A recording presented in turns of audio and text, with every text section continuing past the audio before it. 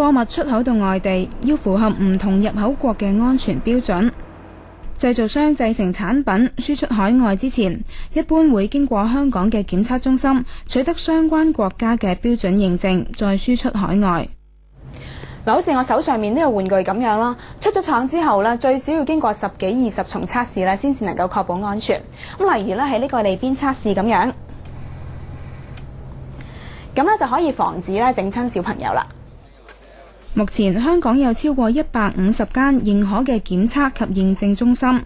檢測同埋認證亦都係政府要重點發展嘅6大產業之一。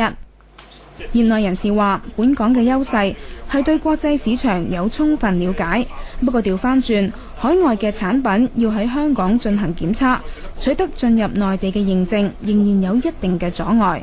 希望政府嗰個嘅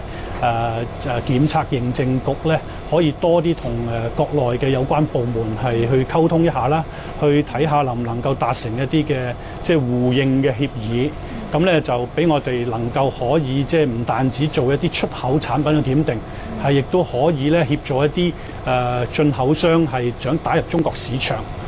即係嚟服務啦。中藥以及食品亦都係重點嘅發展方向。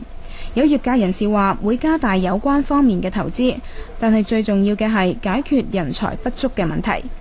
我哋需要一啲比較經驗豐富啦，喺中成藥業有一啲經驗，有一啲知識，先至能夠做一啲咁嘅工作咯。咁而家我哋係比較困難呢，喺市場上揾到適合嘅人士。咁通常我哋呢就需要做一啲內部嘅培訓。